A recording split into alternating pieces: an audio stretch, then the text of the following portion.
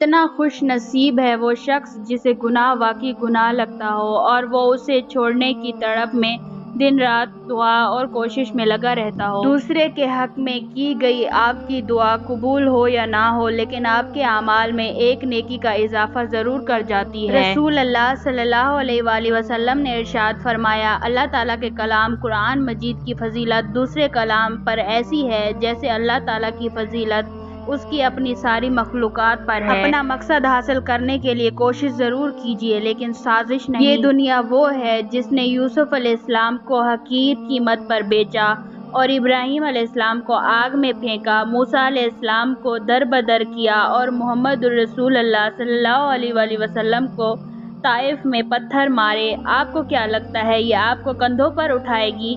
نہیں، بالکل نہیں۔ لہٰذا اس دنیا اور دنیا والوں سے امیدیں مت وابستہ کریں۔ یقین کریں اگر آپ دنیا سے بے رغبت ہو جائیں گے تو آپ کے آدھے سے زیادہ غم ختم ہو جائیں گے۔ غلطی کرنے کے بعد اگر دل میں کھٹکا محسوس ہو رہا ہو کہ کچھ غلط کیا ہے تو اسے رحمان کی ہدایت اور ضمیر کی آواز سمجھ کر اپنے کریم رب سے معافی ضرور مانگ لینی چاہیے۔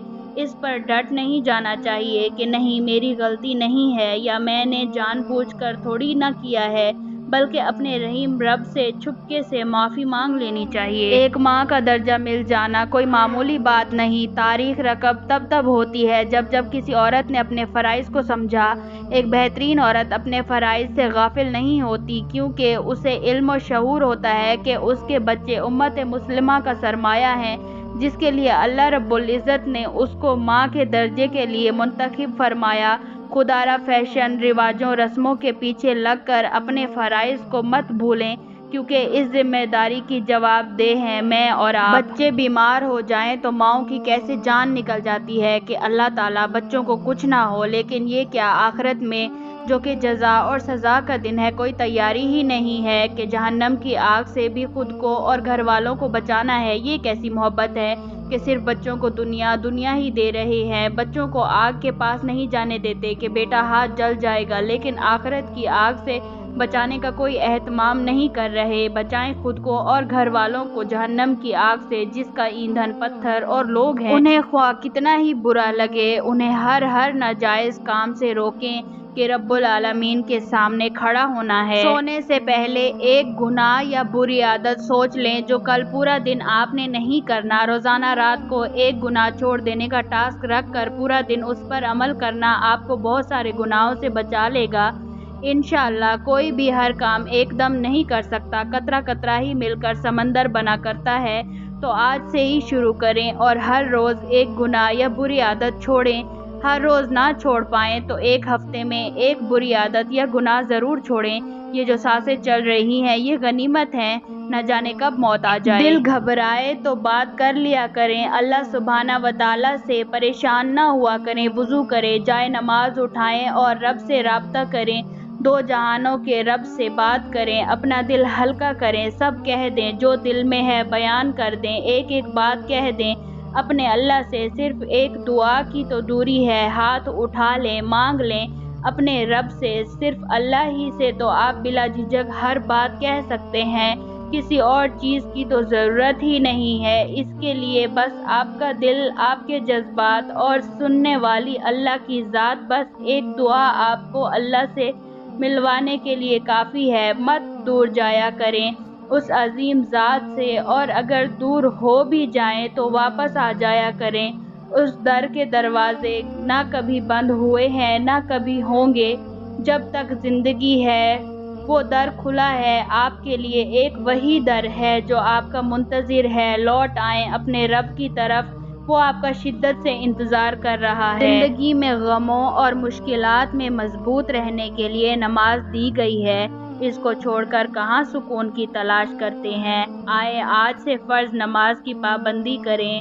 ارادہ اور ہمت کرنا ہمارا کام ہے۔ کسی بھی مسئلے کی صورت میں اپنی نمازوں سے حل نکالیے، وقت پر ادا کیجیے اور توجہ سے پڑھ کر سچے دل سے استغفار کیجیے اور اللہ سے مانگیے، انشاءاللہ اللہ ضرور ملے گا۔ زندگی کی الجھنیں سلجھ جاتی ہیں، اللہ تعالیٰ راستے نکال دیتا ہے، اس کی حکمت ہماری سوچ سے آگے ہے۔ ضرورت صرف یقین کی ہے۔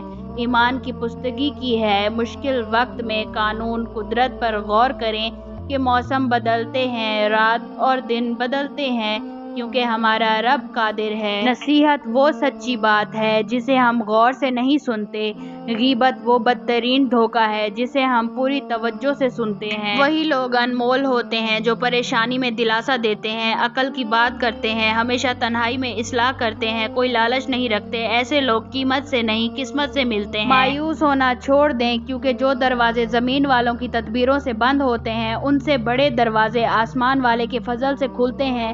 ایسا کچھ نہیں جو رب سے پوشیدہ ہو، اور ایسا بھی کچھ نہیں جو اس کے اختیار سے باہر ہو۔ رسول اللہ صلی اللہ علیہ وآلہ وسلم کا فرمان ہے، جو شخص دنیا میں شہرت کا لباس پہنے گا، قیامت کے روز اللہ تعالیٰ اس کو ذلت کے کپڑے پہنا کر آگ لگا دے گا۔ رسول اللہ صلی اللہ علیہ وآلہ وسلم نے فرمایا، جو شخص رات کو وضو کر کے سوئے تو ایک فرشتہ اس کے پاس رات کو گزرتا ہے۔ جب وہ شخص اٹھتا ہے تو وہ فرشتہ کہتا ہے، اے اللہ اپنے فلاں بندے کی مغفرت فرما، کیونکہ وہ وضو کر کے سویا ہے۔ جو شخص اچھی طرح وضو کرے اور اس کے بعد فرض نماز پڑھے تو اس کے ایک نماز سے دوسری نماز پڑھنے تک کے گناہ معاف کر دیے جائیں گے۔ رسول اللہ صلی اللہ علیہ وآلہ وسلم نے ارشاد فرمایا، اللہ تعالیٰ کے لیے بعض لوگ ایسے ہیں جیسے کسی کے گھر کے خاص لوگ ہوتے ہیں۔ صحابہ رضی اللہ تعالی عنہ نے عرض کیا، وہ کون لوگ ہیں؟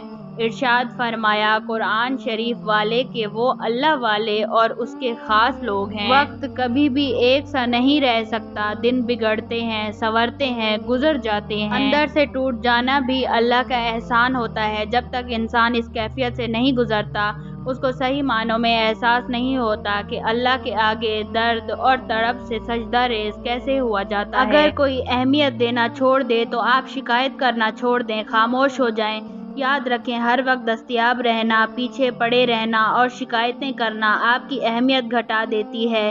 بھیک میں خیرات ملتی ہے، عزت مقام اور پیار نہیں۔ ابھی گھر کچے تھے لیکن لوگ سچے تھے، پیسہ کم تھا مگر ایمان کامل تھا، لباس میلے تھے لیکن دل صاف تھے، ہونٹوں پہ مسکراہٹ تھی، دلوں میں بھائی چارہ تھا۔ اور آج گھر پکے ہیں مگر لوگ جھوٹے ہیں، پیسے کی فراوانی ہے لیکن ایمان کمزور، ہونٹوں پہ مسکراہٹ ہے لیکن دل میں منافقت، اور لباس صاف ستھرا ہے مگر دل میلے کچیلے ہیں۔ اچھائی کے لیے لازم نہیں کہ لوگوں کے ساتھ اچھا کیا جائے، اچھائی یہ بھی ہے کہ بس کسی کے ساتھ برا نہ کیا جائے۔ کچھ لوگ برے نہیں ہوتے، بس وہ ہمارے لیے اچھے نہیں ہوتے، وہ ہمارے ساتھ اتنا برا کر جاتے ہیں کہ چاہ کر بھی دل پھر ان لوگوں کی طرف نہیں پلٹتا۔ اپنی غلطیوں کی وجہ دوسروں کو سمجھنے والے کبھی اپنی اصلاح نہیں کر پاتے۔ اپنی غلطی کی ذمہ داری لینا سیکھیے۔ جہاں آپ کی عزت نہ ہو وہاں مت جاؤ، چاہے وہاں آپ کو کھانا سونے کی پلیٹ اور چاندی کے چمچ میں ہی کیوں نہ دیا جائے۔ جب کسی کی سچی محبت معلوم کرنی ہو تو اس کے غصے میں اپنے لیے الفاظ اور جذبات دیکھو۔ انسان بھی عجیب مزاج کا ہے، جو اس کی طبیعت کو سمجھے وہ اچھا لگتا ہے اور جو اس کی نیت کو سمجھے وہ برا لگتا ہے۔ تم اپنا مستقبل تو نہیں بدل سکتے لیکن تم اپنی عادت بدل سکتے ہو، اور تمہاری عادت ہی تمہارا مستقبل بدلے گی۔ ایک طرف نفرت ہے جو چند لمحوں میں محسوس کر لی جاتی ہے، دوسری طرف محبت ہے جس کا یقین دلانے میں زندگیاں لگ جاتی ہیں۔ ایک دن تم پیچھے مڑ کر دیکھو گے، جن چیزوں کے لیے تم فکر مند تھے وہ تو بہت چھوٹی تھی اور تم بڑا سمجھتے تھے۔ اللہ پاک کے لیے محنت کریں، وقت لگائیں، فرائض کی پابندی کریں، کبیرہ گناہوں سے خود کو بچائیں، صبح شام استغفار کریں۔ اللہ پاک ایسے بندے کے لیے خیر کے دروازے کھول دیتا ہے اور اس کے تمام دنیاوی معاملات آسان کر دیتا ہے۔ زندگی میں ہر قدم پھونک کر رکھیں، کہیں ایسا نہ ہو لکھیں آپ لیکن آپ کا لکھا ہوا آپ کی اولاد پڑھے۔ اپنی آنے والی اولاد کے مستقبل کی خاطر خود کو اللہ کی مدد سے دنیا کے فتنوں سے بچائیں۔ امام علی رضی اللہ تعالی عنہ سے پوچھا گیا، یا علی، بندھے ہوئے یا پھنسے ہوئے کو رزق کہاں سے ملے گا؟